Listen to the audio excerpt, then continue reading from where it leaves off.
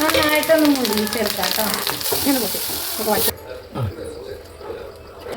Hello കൂട്ടുകാരെ, അപ്പൊ നമുക്കിന്ന് ഇതാ കുറച്ച് നല്ല നാടൻ മാമ്പഴം കിട്ടിയിട്ടുണ്ട് കേട്ടോ. ഇത് നമുക്ക് നല്ലൊരു നാടൻ മാമ്പഴ പുളിശ്ശേരി ഉണ്ടാക്കി നോക്കിയാലോ. എന്നാക്കാം. നമ്മള് മാങ്ങ ഒക്കെ തൊലി ഉരിഞ്ഞ് നല്ല കുട്ടപ്പനാക്കി എടുത്തിട്ടുണ്ട് കേട്ടോ. ഇനി നമുക്ക് ഇതിലേക്ക് ആവശ്യമുള്ള ചേരുവകളുടെ ആവശ്യത്തിന് ഉപ്പ്, 1 ടീസ്പൂൺ മുളക് പൊടിയായിട്ട് എടുത്തേക്കുന്നത്.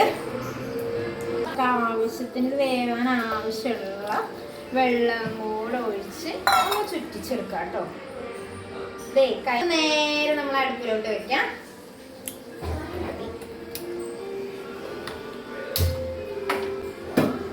നമുക്കിത് അടച്ചു വെച്ച് വേവിക്കാം. ഇതൊക്കെ സുഖം ഒന്നും കൂടെ ഇങ്ങനെ ബെൻഡ് ചെയ്തിട്ട്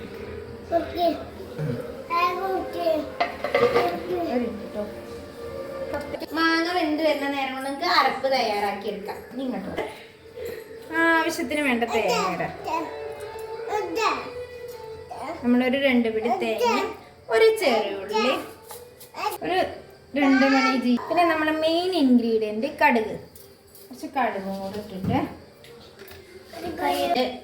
കറിവേപ്പില ഇട്ടിട്ട് തൈരും കൂടെ ഒഴിച്ച് നന്നായിട്ട് അരച്ചെടുക്കാം കേട്ടോ. അപ്പോൾ ഇത്തിരി എരിവ് കൂടുതൽ വേണ്ടവർക്ക് അതിനനുസരിച്ച് ഇടാം. നമ്മളിവിടെ കുറച്ച് നമ്മൾ നല്ല പുളിയുള്ള നല്ല കട്ട തൈരായിട്ട് എടുത്ത് അതും കൂടെ ഇട്ടിട്ട് നമുക്കൊന്ന് അരച്ചെടുക്കാം. തേങ്ങ നല്ല പാല് പോലെ അരച്ചെടുത്തിട്ടുണ്ട് കേട്ടോ. തരിയില്ലാതെ നല്ല നൈസായിട്ട് അരച്ചെടുക്കണേ. നമുക്കിത് നമ്മളെ മാമ്പഴം ആയോ നോക്കി വെക്കാം കേട്ടോ. നല്ല മണം വരുന്നുണ്ട് കേട്ടോ. ഇപ്പം തന്നെ കേട്ടോ നമ്മളെ മാമ്പഴ കുട്ടന്മാരിതങ്ങനെ തിളച്ച് എന്താ പറയാ. നമുക്കിത് ക്യാരറ്റ് വെച്ച് കൊടുക്കേ.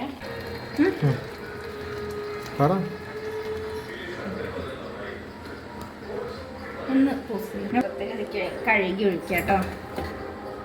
ഇതൊന്ന് ചെറുതായിട്ട് ചൂടാക്കിയിട്ട് തിളയ്ക്കാൻ പാടില്ല കേട്ടോ. തിളച്ച് കഴിഞ്ഞാൽ ഇതിൻ്റെ ടേസ്റ്റ് തന്നെ അങ്ങോട്ട് മാറുവേ. നമുക്കിതൊന്ന് ചെറുതായിട്ട് ഒന്ന് ചൂടാക്കിയെടുക്കാം. നമുക്ക് ഈ സമയത്തിനകത്ത് ഉപ്പും എരിവൊക്കെ വേണ്ടോന്നുണ്ടോന്നൊക്കെ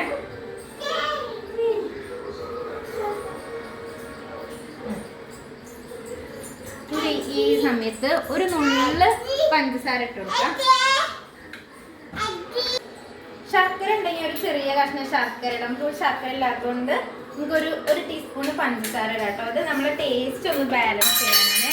നമ്മൾ ഉപ്പും പുളിയും എരിവും മധുരമൊക്കെ ഒന്ന് ബാലൻസ് ചെയ്ത് വരുമ്പോൾ നമ്മൾ മാമ്പഴ പുളിശ്ശേരി നല്ല സൂപ്പറായിരിക്കും. അപ്പം അത്യാവശ്യത്തിനായിട്ട് ഇനി നമുക്ക് ഇതിനെ വറവിട്ട് കൊടുക്കാം. ചട്ടി ചൂടായിട്ട് നമുക്ക് ആവശ്യത്തിന് വെളിച്ചെണ്ണ വെച്ച് കൊടുക്കാം കേട്ടോ. കുറച്ച് കൂടുതൽ വെളിച്ചെണ്ണ വെച്ച് കേട്ടോ.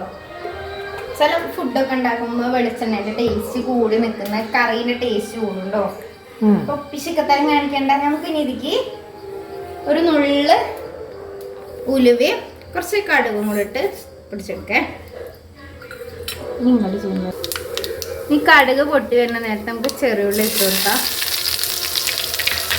നമുക്ക് വറ്റൽമുളകും കൂടെ ഇട്ട് കൊടുക്കാം കേട്ടോ. വറ്റൽമുളകും കറിവേപ്പിലയും കൂടെ ഇട്ട് നന്നായിട്ടൊന്ന് മുഴുകിച്ചെടുക്കാം കേട്ടോ. എന്നിട്ടുണ്ട് നേരെ നമുക്ക് കറിയിലേക്ക് വെക്കാം കേട്ടോ.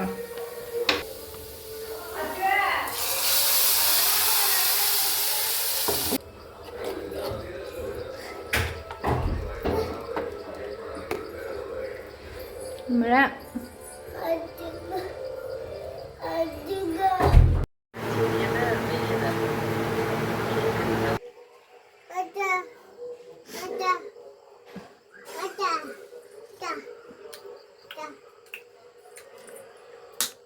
മാങ്ങ